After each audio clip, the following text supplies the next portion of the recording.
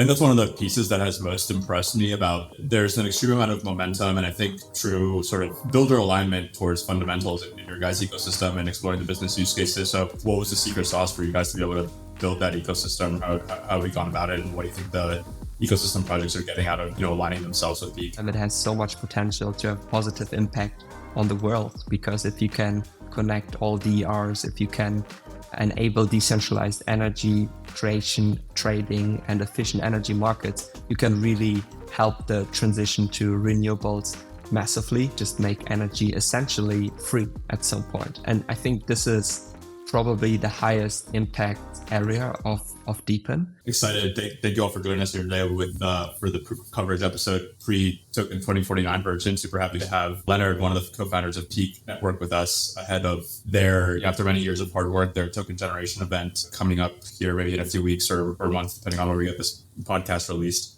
So Leonard, thanks for coming on the show. Thanks a lot for having me. Excited to talk to you and go deep, because you've been in the space for a long time, right? And incredible work you guys are doing. Thank you.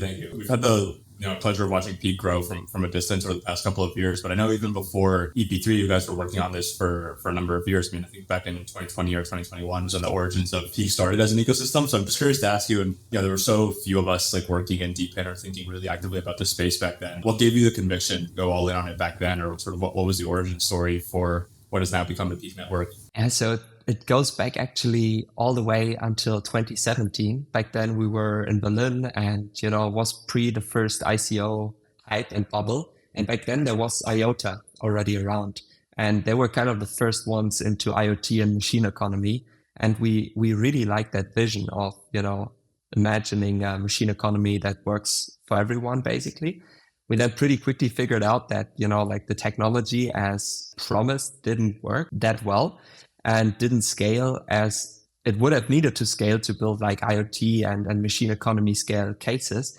And then decided to kind of really focus on enterprises and business cases, because there was no scalable layer 1, layer 2 technology to build, let's say, for example, a decentralized charging case. And between 2018 and 2021, we kind of were like an IoT blockchain consultancy studio that built different cases with different enterprises. And one of them was Audi and the Volkswagen Group. And they actually brought up that issue of, hey, our users have issues with charging infrastructure because they need to sign up with all those different centralized platforms, and they can't add their private charging stations to make them available, right? You couldn't offer your charging station to your neighbor. And they said, a manager had that idea. It's hey, wouldn't it be cool if I don't need to give my father-in-law €5 after charging, but my car can pay the charging station directly? And they thought maybe that can be solved with blockchain. So essentially that was the first kind of DePIN case we worked on, of course, still with big enterprises involved. And then they realized at some point, and we realized, okay, you can build a decentralized platform, but if it's still run with big corporates and enterprises, it's not decentralized at all. The idea was good, but that was then also the point in 2021 where, there was Cosmos SDK, there was Substrate, there were the first L2s and so on. So scalability was being solved. And we then realized now we can actually build an L1 for the machine economy and take all those learnings from those projects into it, be it, identities for machines, access control, payment, and so on and so on. And this is how Peaq started in 2021 as we know it today. Yeah, luckily enough, DePIN became a thing, because when we did our seed round in 2022, people were machine economy, I don't know, 10 years maybe from now, everyone was investing in NFTs and DeFi. And it was really hard to get backing for what we were building. And now we're super lucky that we just kept going and, kept doing what made sense to us, as in this where we see real value with Web3, real value being created. And yeah, now got ourselves into great position to launch a DePIN L1. Yeah, absolutely. I remember we were raising our first fund in 2022 as well. And I remember at the beginning of 2022, for us at least, people benchmarked a lot to Helium. I'm not sure if it was the same for you guys, because machine economy is a little bit different, but for us as pitching DePIN, definitely. And 2022 started off Helium at $25 or $30, I remember all the investors would ask us, like, didn't Helium already win like all of the, like, why is there anything, why would you invest in anything else? Helium already won like all of DePIN. And then as Helium went from 30 to 15 and then 10, people were asking like, oh, Helium's like, no, it doesn't look like it's working at all. Like, why would you invest in it? And so it became really hard from one angle or another. But I think it's just been amazing to see the community grow over the past handful of years and truly become a global ecosystem. And that's one of the pieces that has most impressed me about there's an extreme amount of momentum and I think true sort of builder alignment towards fundamentals in your guys' ecosystem and exploring the business use cases. So what was the secret sauce for you guys to be able to build that ecosystem? How have we gone about it? And what do you think the ecosystem projects are getting out of, aligning themselves with Peaq? What the builders really are like the projects we interact with that build on Peaq and that we started interacting with like 1.5 years ago, initially when the traction came or started, is that they felt that we are not just doing this, to like quickly launch something or jump on the next narrative, but that we have been building this for a very long time and that we have a very strong conviction in what we're doing and that we're really there to, support them. Because the beauty is, if we make the DePIN successful building in the ecosystem, Peaq is successful. And I think like that spirit and culture across the entire team is what attracts a lot of builders to us because they feel like, hey, they support us, they have the right intentions. And of course, what helped a lot was understanding what those kind of IoT applications need in the time before we started Peaq as of today. So a lot of the, building time can be reduced by having a lot of things readily built, and that we also listen as in what do DePINs need next, and then we kind of build the functionality in the priority order the way it's needed. And then of course I think what's also underestimated a lot is kind of the brand that has evolved and that we have that real world focus and also build an enterprise adoption program. So there will be a news around that soon. Because enterprises are not the ones that, disrupt through Web3, but they can bring tremendous demand and value to scaling DePINs. And I think that is something that a lot of projects can also identify well with. And, really, DePINs are all about creating real world value. And a lot of the space so far has been about casino culture, right? Meme coin culture and just making money quickly. And I think that just doesn't resonate so well with a lot of the traditional world.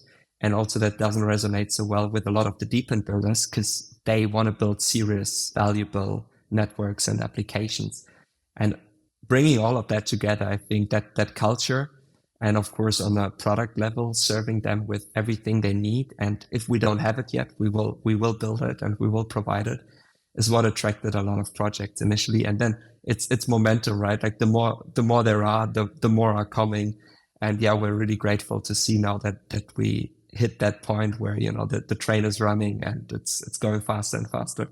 Yeah, absolutely. When you mentioned things that you guys have built over the years as a request of DePINs building on your chain and that are going to be built going forward, what are some of those things, just to dive into it more specifically, that are common problems you guys have been able to solve for builders across the space? Yeah, so machine IDs or DIDs were one of the first functions that we've built because every machine, every device needs an identity to kind of come alive on a network, right? Or like get their password in the machine economy if you want. So another one was role-based access control, right? Like access is kind of an integral function of society, be it access to a building, access to a parking spot, even access to data. Like having access control reflected on a blockchain is powerful there. Of course, like payment and settlement logics, right? To enable any sharing economy use case, you need to have advanced settlement and payment logics. Data verification, that's of course a very, very big one. And there's still a long way to go, but we have something solid to start with and like really building this out as in solving that problem, not with one specific functionality, but with a toolbox. And then every DePIN can kind of, take the data verification elements they need to fulfill their use case. Reward distribution is another one, right? Every DePIN needs reward distribution. So building that out and data storage. And also they're trying to find the right balance between decentralized, immutable storage, but also making it cheap and fast enough so it's actually feasible. Because for example, IPFS and so on alone, it's still very slow, right? It's not, it doesn't scale that quickly. And putting all of that in a super simple SDK, JavaScript, Flutter, Android, iOS, anything, and there's a lot of work still to be done. But right, so that you don't need to go as a DePIN builder and build the smart contracts yourself or integrate on that level, but that you can just come, the language, the framework, and build very quickly. And this is what makes it easy and attractive to build on Peaq. That makes sense. Just to make the analogy, like the broader layer, non-DePIN focused, but the general purpose layer one chains, I think we've seen various sort of cycles of this argument between monolithic and modularity, meaning some layer ones are trying to build a lot of the things that you mentioned within the protocol or within the chain, or you could take the approach of having these all be different modules, different, app chains, different sort of layers of structure of how you might do it. How have y'all thought about the architecture of what's the right architecture on which to build Peaq to make it the most useful for DePIN founders? Yeah, that's a really important one when thinking about scalability, right? As one thing in terms of the approach we've chosen there is leveraging, right? Peaq is built with the substrate framework to start with. And the beauty is there are a lot of things coming out, which are we met the first time actually at Polkadot Decoded, right? And that was amazing.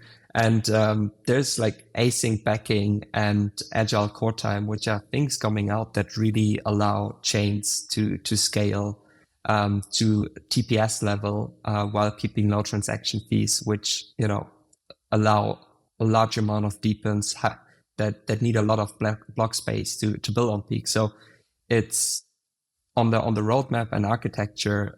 Peaq will be able to process 50,000, 100,000 TPS not immediately after launch, but the building blocks are already there to scale in that direction. And then, of course, if at some point L2s are needed, that's also possible. But I think we can scale monolithically for a very long time.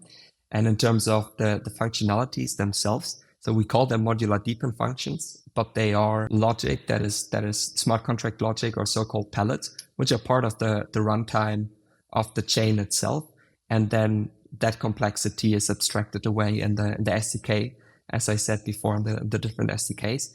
So to make it easy, you can use those functionalities in a modular way. You can use this one and put them together like Lego blocks, basically building your DePIN backend. One other question I wanted to hit, I think probably one of the main, I was trying to think before we recorded this, what are the main differences between our worldviews of DePIN that would be interesting to talk about? And I think one of them is on real world assets. I think, you guys have been proponents, or my understanding at least, that you guys have been proponents of Peaq being a chain both for real world assets and for DePIN, and that these two things are sort of inextricably linked. I have the opposite view, and I think these two things are fundamentally different in nature of sort of what guarantees users or participants of the network are getting from the protocol.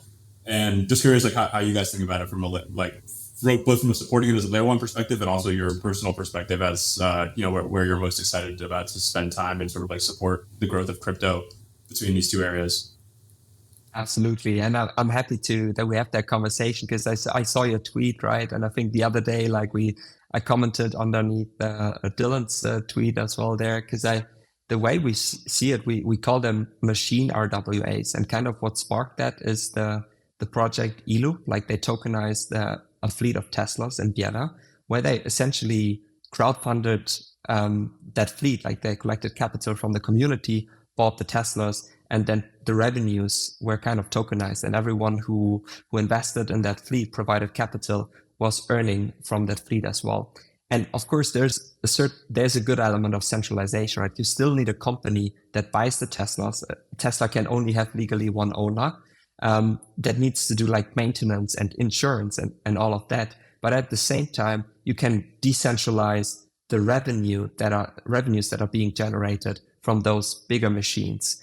And the way we see it is it's easy to buy a hotspot and contribute it to a DePIN, or to collect data with a sensor, because the investment is quite small, or it's doable for an individual. But if you go and have, for example, a robo cafe, right, be it a like a fully autonomous robo-cafe that is making revenue by selling coffees, that costs 300, 400K. That's almost impossible for an individual to just like buy and right. You need a spot, you need to maintain it and all of that. And here we see synergies wherein revenue generating machines that can be crowd-funded, and then there's still businesses that take care of them, that make sure they are serviced, but the revenues and the value generation can already be made open, and anyone can participate. And this is kind of where we see the intersection, as in it's technically also physical infrastructure that generates revenue, but it's too big to own it by yourself. And there was no better term for us than call it like a machine RWA, because it's a real world asset, but not a financial real world asset as usually RWAs are, right? So this is where we see the intersection. And we're also excited about that, because if you have like a tokenized machine that's worth 300K, that is real economic value on chain, like the total value locked that can come on chain. And then you can use those tokens that you have in a robo-cafe as collateral in DeFi protocols, right? So I think there's a massive opportunity now for DeFi to actually have real world economic value going into it, because you have tokenized revenue generating machines, derivatives whatsoever. And like we see, billions and at some point trillions of TVL on chain coming from high value machines or generating revenues. Wind turbine is another example, right? You cannot like own a wind turbine by yourself. You need to kind of come together as a community. And this is what excites us about machine RWAs, that it's not fully decentralized as in the DePIN ethos, but it is a step away from just big energy companies are making money from like a wind turbine, for example, to, energy companies make 20% of the profit and 80% of the profit is distributed between the entire community. And there's like a healthy step on decentralization. And so we're very excited about what we call machine DeFi, which is kind of, powered by that. And we feel like it deepen and that goes well together and really can, enable the broader machine economy. That makes sense. After we had first met in Copenhagen, I went to Lisbon after and met there's an entrepreneur there building a company called Raiz. I don't know if you've met him, but he has some vertical sustainable farms, one in Lisbon. Yeah. I'm forgetting where he had to open up his second one, but typical. He has a similar ambition. We can both finance and operate this community-centric local business in an on-chain way, and use that as collateral for other DeFi projects. So maybe it's not just even machine RWAs, maybe it's machine and plants or machine and farm. Yes. RWAs in this case. Yes. But that's all great stuff. Leonard, the other thing I wanted to more on like a timely update piece. You guys have been building this ecosystem for a while and are now finally sort of like launching a token and launching mainnet and going fully or entering, the final phase of the development part of Peaq's life cycle. Like, how have you guys been preparing for that? What do you think it means for the ecosystem? How do you think it changes things for the developers and users? Just curious to hear more about where your head is at going into the token launch after so much preparation. Yeah, it's definitely the most exciting time of Peaq, of course. And like as you said, the beauty is we have prepared for this for a very long time. And I think we have a lot of important pieces in place, but you can never be prepared enough, right? And there are always things that you can do better and bigger and so on and so on. But overall, we feel very comfortable launching right now. And we feel like the overall space is also demanding more real world value creation. And we feel like the time couldn't be better. Of course, the market sentiment could be better, but like the overall, what the space is looking at and what the space is wanting, the time couldn't be better for Peaq. And then having a token live it's gonna change everything. Like so far, we're gonna go through the ups and downs with the market, and we're gonna see like the feedback in real time on how the market is receiving us. And of course, it's gonna be a very, very different game. And of course, it also adds pressure, right? I mean that, right? in the end, price performance is what most people look at. And you're judged by that a lot. We're like very positive and confident with everything that we've built, that there's very good performance. But of course, there's no financial advice and you never know, right? And of course, it is something that, definitely will, be super exciting for the entire ecosystem, because all the builders in the ecosystem have been anticipating that day since a long time. And we have also something big planned that we're working on for post-launch to really support the growth of DePIN's building on Peaq tremendously. And we're excited to finally send the rocket.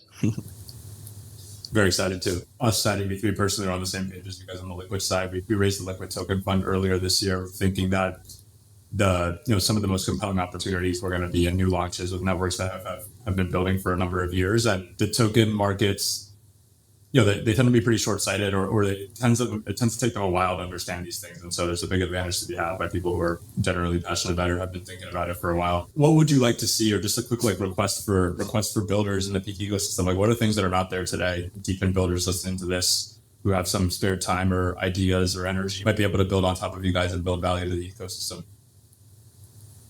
I think the beauty is by now, actually, a lot of the use cases that we were thinking of in the past are reflected in projects. So really grateful. We're approaching 50 DePINs in the ecosystem, which is much more than we could have ever imagined having prior to launch. So a large variety of the cases is there. A case or like space I've been thinking about a lot is definitely energy. And I know you guys too. And for a long time, there hasn't been the project that we were looking for, but now there is the project that we've been looking for a long time. And I think energy is super difficult to pull off, right, for many reasons. But at the same time, it has so much potential to have positive impact on the world, because if you can connect all DERs, if you can enable decentralized energy creation, trading, and efficient energy markets, you can really help the transition to renewables massively and just make energy essentially free at some point. And I think this is probably the highest impact area of DePIN. And like Combiners, the name, they're already in half stealth, but already out there and building an energy use case I was missing for a long time. And now finally we have an ecosystem as well. That's amazing to hear. I think I'm chatting with the Combiner team soon. I'm excited to hear more about what they're cooking up. But awesome. Thank you, Leo, again for coming on and being on the show. Anything else that you would want the broader DePIN community, the Peaq community to hear from you before as we get this episode launched prior to TG? I think what really what drives us so much is if you think about impact that you can have, right, and the space you can be in. I think there's no other space in the world right now where you can have bigger impact, because DePIN is borderless, right? There's so many different industries and verticals, and you can literally bootstrap a global movement that impacts tremendous amounts of lives, where people can participate in economic value generation. And I think this is finally the space where the computer part of Web3 can show its strength, right? As Chris Dixon says, it's the casino and the computer. And I think now finally we've found where to focus our energy on and really use that computer to make the world a better place. And all DePIN builders keep on building. We're changing the world one DePIN at a time. Thanks for listening to the Proof of Coverage podcast. We post new episodes Mondays and Wednesdays, interviewing the best DePIN and crypto founders out there. If you like this episode, follow us on Twitter at CoverageProved and all other platforms, including YouTube and Spotify, at Proof of Coverage Podcast. Thank you.